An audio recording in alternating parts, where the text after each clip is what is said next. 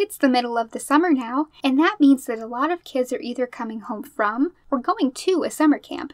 Camp is where I made some of my favorite memories, including things like seeing my first shooting star, going down a football field long water slide, playing capture the flag, having shaving cream fights, and playing tug of war in a mud pit.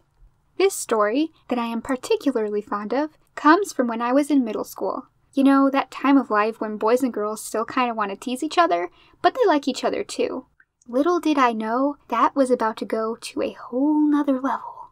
Before we start, I need to tell you a little bit about how the camp was set up. The older faculty stayed in what we called the faculty house at the end of the camp. Then you head up a hill, and at the opposite ends of the camp there were the boys and girls cabins. To run these cabins, there were some younger faculty members that we lovingly referred to as cabin moms and cabin dads. Now these people were generally college-age students who volunteered to watch us over the summer, and they were really cool. And now that you know all this, we are ready to begin. It all starts one night when we're preparing to go to bed. People are brushing their teeth, taking showers, you know, the normal stuff. When the cabin moms called us together for an important meeting. They informed us that the cabin dads had let them in on a little secret. The boys were planning an attack on the girls' cabins that very evening.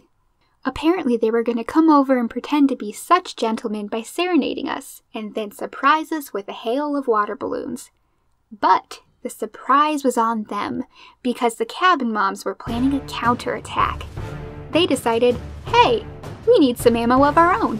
So we filled up buckets full of water balloons, and even some of those jumbo balloons that you used to get when you were a kid and you'd punch them, you know? Yeah, we were really proud of those. And in the midst of our frenzied preparation for war, we heard, "Oh girls!"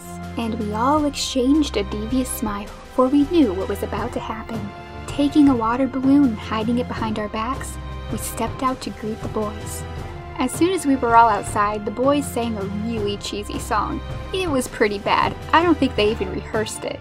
But when it ended, there was an eerie silence. Get 'em! And get them, we did. The look of shock on their faces was priceless. There was such confusion among them. For a few moments, they didn't even throw water balloons. Then I remember watching as a grown lady chased down a little boy with a jumbo balloon. I'm not even sure it popped. It might have just knocked him over. Nonetheless, I couldn't help but laugh. Until a siren started going off. I don't know who got it or how it got there, but a war siren started sounding. I stopped and looked around so I could locate the source. Mistake number one. And then little bombs started going off. To my left and to my right, someone had brought cherry bombs to camp. I didn't want one to hit me, so I ran. Mistake number two. As I'm running for safety, I stepped on one. And it blew my flip-flop clean off my foot. I don't remember much after that, probably because I was kind of scared about losing a phalange. Next thing I know, one of the boys yells, "Retreat!" and they all leave.